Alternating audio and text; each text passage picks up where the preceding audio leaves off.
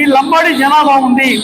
అలాంటి పిల్లలు చదువుకోవడానికి, మరి ముఖ్యంగా అమ్మాయిలు చదువుకోవడానికి ఒక గురుకుల పాఠశాల కావాలని చాలా పెద్ద ఎత్తున ప్రయత్నం చేసి మన వనపర్తికి తీసుకొని రావడం జరిగింది. చాలా మంచి రిజల్ట్స్ ఈరోజు మనం చవి చూస్తాం. ఇప్పటిదాకా మంచి సాంప్రదాయ వస్త్రాలతో ఆడి పాడిన ఇక్కడున్న అమ్మాయిలకు మనం అందరం ఒకసారి చప్పట్లు కొట్టాలి, అభినందించాలి. వాళ్ళందరినీ అభినందించాలి. వాళ్ళు చెప్పినట్టు సేవాలాల్ గారి గురించి, సేవాలాల్ గారు అందరం కొంచెం సైలెన్స్ ఉండాలి. తర్వాత అందరం కొలుస్తూ ఉన్నారు.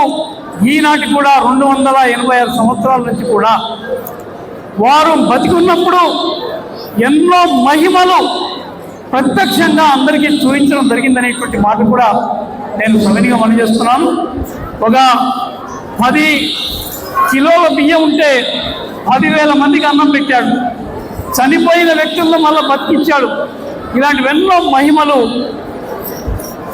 సేవాలాల్ మహారాజ్ గారు మనందరికీ చూపించడం జరిగిందనేటువంటి మాట కూడా మీతో మనం చేస్తున్నాను.